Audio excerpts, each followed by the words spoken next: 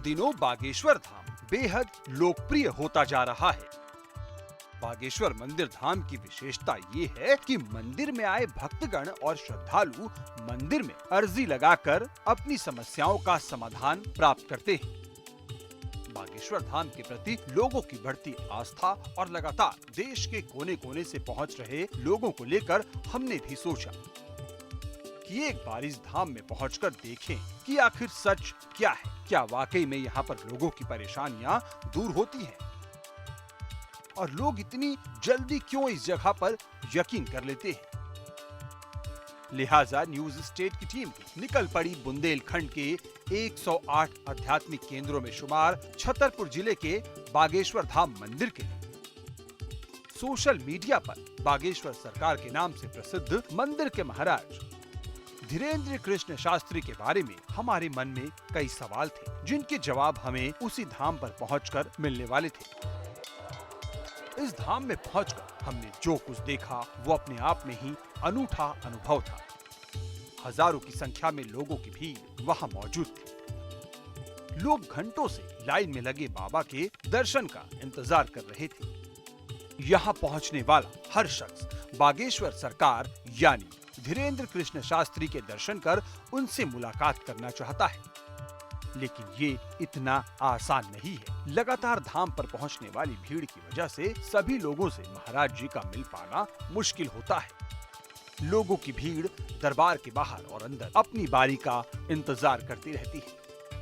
देश ही नहीं, देश के अलग अलग राज्यों से यहाँ पर हर व्यक्ति आता है इस उम्मीद के साथ कि उसकी जो समस्या है उसका निवारण होगा, और निवारण होगा इस जगह पर। आप ये जो भीड़ देख रहे हैं, यहाँ पर जो तमाम लोग आए हुए हैं सिर्फ अंदर जाने के लिए, क्योंकि यहाँ पर लगता है बागेश्वर धाम यानी कि पंडित धीरेन्द्र कृष्ण शास्त्री जो महाराज हैं उनका दरबार।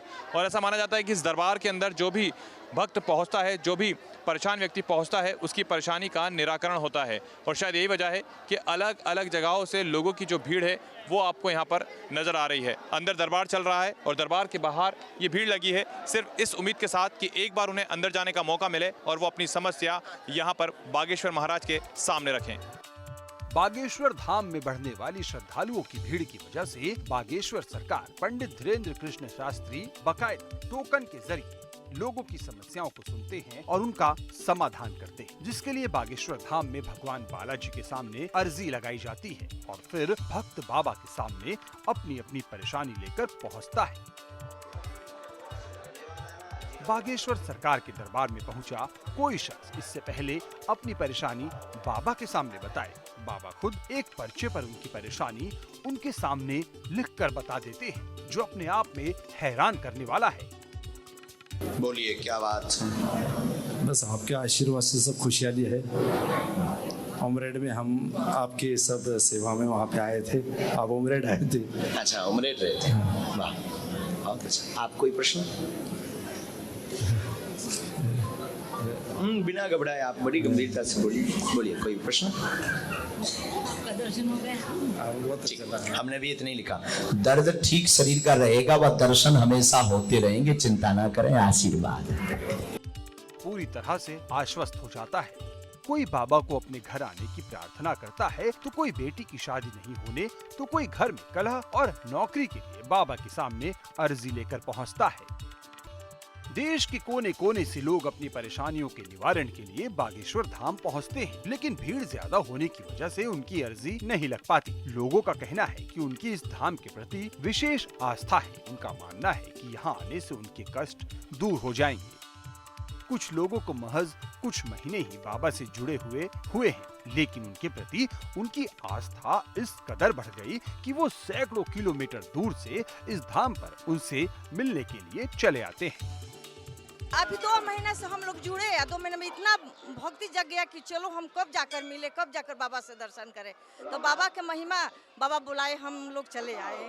हाँ, अच्छा लगा। लेकिन अभी महाराज जी से मिले, मतलब दर्शन हुआ, लेकिन मिल नहीं पाए हैं, मतलब बात नहीं हो पाई है, लेकिन शायद मनोकामना पूर्ण हो जाए। इतना ही नहीं, इस धाम पर पहुंचने वाले कुछ हमें ऐसे भी मिले जो किसी भयंकर बीमारी से ग्रसित थे, लेकिन इस धाम की महिमा सुनकर वो यहाँ पर पहुँचे। इन्हीं में से एक शख्स ने बताया कि उसकी रीढ़ की नसें ब्लॉक हो गई थी, जिसकी वजह से उसे बहुत परेशानी हो रही थी, लेकिन यहाँ पहुँचने के बाद उसे काफी आराम है। हालांकि हम इस तरह के किसी भी दावे का समर्थन नहीं करते, लेकिन इस शख्स की बात सुनकर एक बार हैरानी जरूर होती है। यहाँ पर महाराज जी की कृपा से दर्शन करने आए थे महाराज जी की, और अपनी समस्या के समाधान के लिए आए थे। मेरी रीढ़ की नस जो है ब्लॉक है, कमर का ऑपरेशन बताया है, कमर में 3 नसें बंद है, गले में 7 नसें बंद है। अच्छा, यहाँ आप आए तो कुछ लगा आपको कि कुछ है, सही हो रहे हैं या नहीं हो रहे हैं? नहीं, यहाँ कल आया हूँ सुबह से, तब से ये है, दर्द उतना नहीं हुआ है, दर्द में आराम है।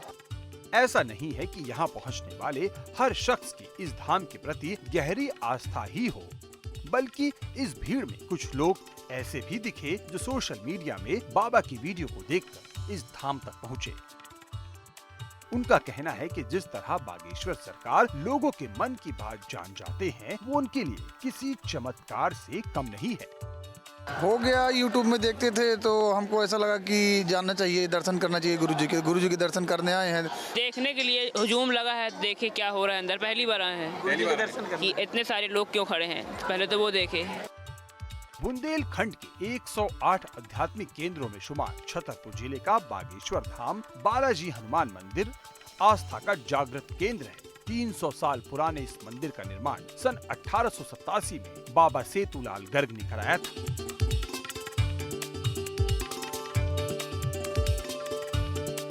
मान्यता है कि धाम की परिक्रमा करने से दुख तकलीफों से निजात मिल जाती है।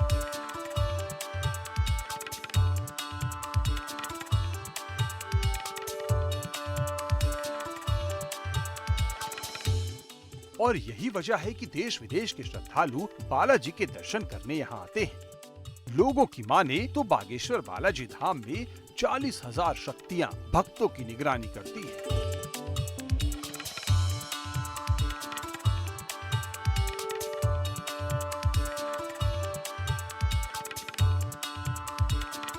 और इस धाम में दुखी लोगों के मन की बात भगवान तक पहुंचाती है, और यही वजह है कि बालाजी के प्रति लोगों की गहरी आस्था है। और बागेश्वर सरकार यानी पंडित धीरेन्द्र शास्त्री भी इन्हें ही अपना आराध्य मानते हैं। श्रद्धा होती है, वहाँ आस्था होती है, और आस्था के ऐसे कई दरबार हैं मध्य प्रदेश में। मध्य प्रदेश में एक और दरबार है जिसे बागेश्वर धाम कहा जाता है। कई लोगों को ये पता है कि बागेश्वर धाम में एक गुरु हैं जो वहाँ पर लोगों की समस्या का हल करते हैं, लेकिन मैं आपको बताऊं कि जो बागेश्वर धाम है वो किन्हें कहा जाता है। सामने आप देखेंगे भगवान हनुमान जी की आपको प्रतिमा नजर आएगी, और दरअसल यही है बागेश्वर धाम। भगवान हनुमान जी की पूजा अर्चन करने के लिए यहाँ पर बड़ी संख्या में जो श्रद्धालु हैं वो अलग अलग राज्यों से यहाँ पर आते हैं। बागेश्वर धाम में पंडित धीरेन्द्र कृष्ण शास्त्री जो महाराज हैं वो इन्हें ही अपना आराध्य मानते हैं, और इन्हीं की कृपा से कहा जाता है कि वो तमाम लोगों की समस्या का जो निवारण है वो करते हैं। और यही वजह है कि लगातार यहाँ पर हमेशा इसी तरह से जो श्रद्धालुओं का तांता है वो लगा रहता है। तस्वीरों में आप देख सकते हैं कि भगवान हनुमान जी के दर्शन करने के लिए जो कि सामने बागेश्वर धाम है, यहाँ पर बड़ी संख्या में जो श्रद्धालु हैं वो आए हुए हैं, और यहाँ पर आने के साथ ही भगवान की पूजा अर्चना कर रहे हैं। इसी मंदिर के पास ही गुरु जी की समाधि स्थली है, जहाँ पर हर मंगलवार को अर्जी लगती है, जिसके लिए एक नारियल को लाल कपड़े में बांधकर अपनी मनोकामना बोलकर उस नारियल को यहाँ एक स्थान पर बांध देते हैं, और मंदिर में राम नाम का जप करते हुए 21 बार परिक्रमा लगानी होती है। मान्यता है कि यहाँ पर अपनी मनोकामना बालाजी के सामने रखने से वो जल्दी ही पूरी हो जाती है।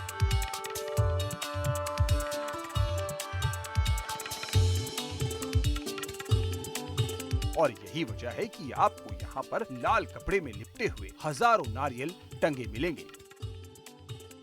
देश और राज्य में मतदान होता है, उसके बाद जनता अपनी सरकार चुनती है, और सरकार इसलिए चुनी जाती है ताकि वो उसकी समस्या का निराकरण कर सके। लेकिन अगर हम मध्य प्रदेश की बात करें तो मध्य प्रदेश में भी मतदान के बाद जनता अपनी सरकार चुनती है, लेकिन यहाँ पर एक और सरकार होती है जिन्हें महात्माओं की सरकार कहा जाता है, और इन सरकारों को भक्त चुनते हैं। इस समय मध्य प्रदेश में बागेश्वर सरकार भी काफी ज्यादा प्रचलित है। यहाँ पहुँचने वाले हर शख्स की यही इच्छा होती है कि वो बालाजी के दर्शन करने के साथ ही बागेश्वर सरकार से मुलाकात करे।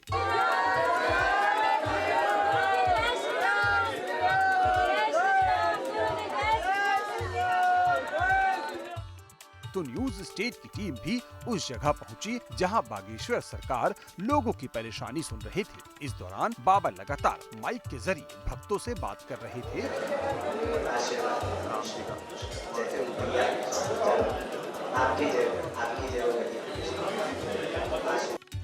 और उनकी परेशानियों को बताते हुए उन्हें कष्टों से जल्द मुक्त कराने की बात कर रहे थे। अब भभूति लो, अर्जी को पर्चा बाद में बन जाए, बाबा जी कृपा कर दें, आज से आराम शुरू हो, आशीर्वाद। एक तरफ बागेश्वर सरकार लोगों की परेशानी सुन रहे थे, तो वहीं दूसरी तरफ एक शख्स लोगों को भभूति बांट रहा था। हालांकि लोगों की इच्छा तो वहां रुककर बाबा से बात करने की होती थी, लेकिन भीड़ ज्यादा होने की वजह से लोगों की इच्छा उनके मन में रह जाती है। अब इसे लोगों की आस्था कहें या फिर इस धाम का चमत्कार, कुल मिलाकर लोगों की आस्था और विश्वास दोनों ही बढ़ता जा रहा है। हालांकि न्यूज स्टेट यहाँ पर होने वाले किसी चमत्कार का समर्थन नहीं करता है। भक्तों की जो आस्था का केंद्र बिंदु है वो इस समय बागेश्वर धाम बन चुका है, क्योंकि यहाँ पर कई लोग ऐसे हैं जिनकी समस्या का निराकरण हो चुका है, तो कई लोग ऐसे हैं जो इस उम्मीद के साथ यहाँ पर आए हुए हैं ताकि उनकी समस्या का निराकरण हो सके। राम कथा और दिव्य दरबार को लेकर चर्चा में रहने वाली बागेश्वर सरकार की प्रसिद्धि का अंदाजा इसी बात से लगाया जा सकता है कि अभी कुछ दिनों पहले वो लंदन में दिव्य दरबार और राम कथा का आयोजन कर चुके हैं। लेकिन इसके साथ ही पंडित धीरेन्द्र शास्त्री अपने विवादित बयानों को लेकर भी अक्सर सुर्खियों में रहते हैं, चाहे वो बुलडोजर वाला बयान हो या फिर सनातनियों को जगाने वाला बयान हो, जिसमें उन्होंने कहा था, हमारी प्रार्थनाएं हैं कि हिंदुओं जागो, जो तुम्हारे घर पर पत्थर फेंके उसके घर जेसीबी लेकर चलो। हम प्रार्थना करेंगे सनातनीय हिंदुओं से, अगर तुम अभी नहीं जागे तो ये तुम्हें अपने गांव में भी भोगना पड़ेगा। इसलिए निवेदन है कि सब हिंदू एक हो जाओ और पत्थर मारने वालों के घर पर बुलडोजर चलवाओ। कुछ दिन बाद हम भी बुलडोजर खरीदने वाले हैं। अब पैसा नहीं है इतना, वरना हम भी बुलडोजर खरीदेंगे और जो राम के काज पे और सनातनीय महात्माओं पर, संतों पर और भारतीय सनातनीय हिंदुओं पर पत्थर चलाएगा, हम बुलडोजर उसके घर पर चलाएंगे। तो हमारी प्रार्थना है, हिंदुओं जगो, और जो तुम्हारे पत्थर तुम्हारे घर पर फेंके उसके घर जैसे भी लेकर चलो। क्योंकि ये भारत सनातनियों का है, और सनातनियों के देश में अगर राम की यात्रा पर, रामनवमी पर कोई पत्थर मार दे, बुझदिलो, कायरो जग जाओ। अब सब हिंदू अपने हाथ में हथियार उठा लो और कह दो हम सब हिंदू एक हैं। हालांकि अपने बयानों को लेकर पंडित धीरेन्द्र शास्त्री ने कहा कि वो मीडिया में बने रहने के लिए कोई बयान नहीं देते हैं। साथ ही उन्होंने कहा कि ना तो वो पॉलिटिक्स करते हैं और ना ही नेतागिरी। हम कोई भी बयान मीडिया में बने रहने के लिए नहीं देते, ना तो हम कोई पॉलिटिक्स है, ना हमें कोई नेतागिरी करनी है, ना हमें मीडिया में बने रहने का कोई शौक है। आए दिन टीवी पर कथा करते हैं, इतना कोई शौक होता तो फिर ये सब चीज़ें।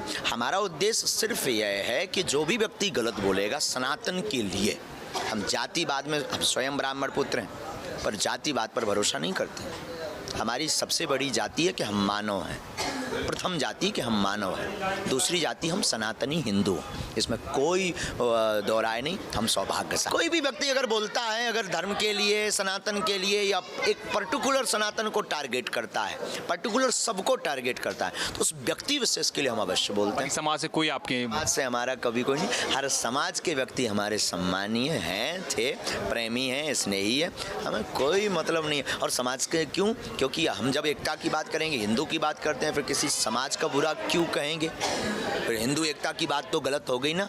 हिंदू एक तभी होगा जब सब समाजों का हम सम्मान करें। तो अगर व्यक्ति विशेष पर या राम पर कोई उंगली उठाएगा, सनातन पर कोई उंगली उठाएगा, तो हम बिल्कुल बोलेंगे, चाहे वो बुलडोजर वाला हो, चाहे कोई भी हो, बिल्कुल बोलेंगे, बेझिझक बोलेंगे।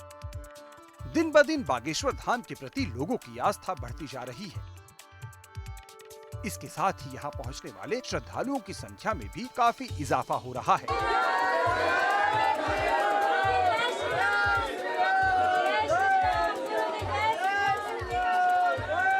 इस बारे में बागेश्वर सरकार का कहना था कि यहाँ आकर लोगों को फायदा हो रहा है और जो भी बागेश्वर धाम पहुँचता है वो खाली हाथ नहीं लौटता और यही वजह है कि लोगों की बागेश्वर धाम के प्रति आस्था बढ़ती जा रही है।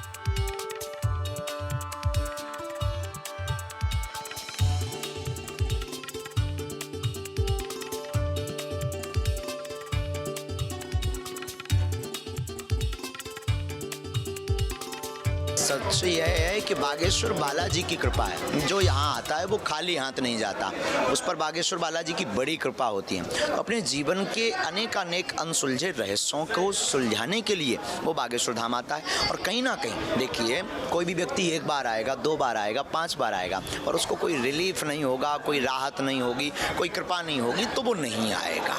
कुछ ना कुछ तो है और वो बागेश्वर बालाजी। ये भक्तों की संख्या हमारी नहीं है, अपितु बागेश्वर बालाजी। आप हमेशा अपने आप को डाउन करते हैं, यानी कि आपकी भाषा में, और आप कहते हैं मैं कुछ नहीं हूँ, मैं तो ये हूँ, मैं तो वो हूँ। आप वहाँ करिए, ये क्या है? ये देखिए, सच यही है। ऊर्जा तरंग और जो ये प्रकाश है, ये बागेश्वर बालाजी। हम एक साधारण से बागेश्वर बालाजी के सेवक हैं। सबसे पहले हम मानव सनातनी हैं, हम एक गुरु के चेला हैं, शिष्य हैं। तो हमारी कोई महिमा नहीं, और कभी महिमा हो नहीं सकती। बस यही हमारी महिमा है कि हम बालाजी के हैं और बालाजी हमारे। ऊर्जा तरंग और जो ये प्रकाश है, ये बागेश्वर बालाजी। हम एक साधारण से बागेश्वर बालाजी के सेवक हैं। सबसे पहले हम मानव सनातनी हैं, हम एक गुरु के चेला हैं, शिष्य हैं। तो हमारी कोई महिमा नहीं, और कभी महिमा हो नहीं सकती। बस यही हमारी महिमा है कि हम बालाजी के हैं और बालाजी हमारे। सोशल मीडिया पर बागेश्वर सरकार यानी धीरेन्द्र कृष्ण शास्त्री की शादी को लेकर भी खूब चर्चा होती रहती है। 26 साल के पंडित धीरेन्द्र कृष्ण शास्त्री का नाम सोशल मीडिया पर शादी को लेकर भी सुर्खियों में रहता है।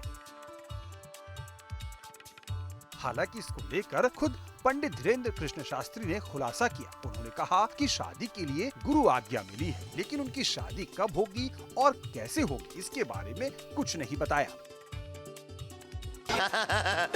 ये तो एक ऐसा रहस्य कि ये बहुत लोगों ने प्रश्न किया है। आगे कालांतर में होगा तो बड़ी धूमधाम से होगा, सब तैयारी करना, आप भी पधारना। बागेश्वर धाम सरकार न केवल भक्तों के बीच बल्कि सोशल मीडिया पर भी खासी लोकप्रिय होते जा रहे हैं।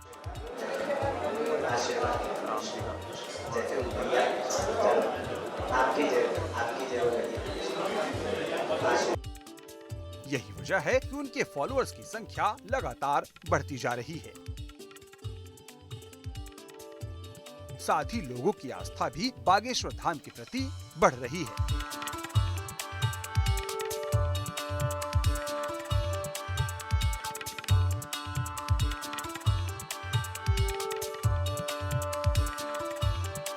छतरपुर से जितेंद्र शर्मा के साथ टीम न्यूज़ स्टेट।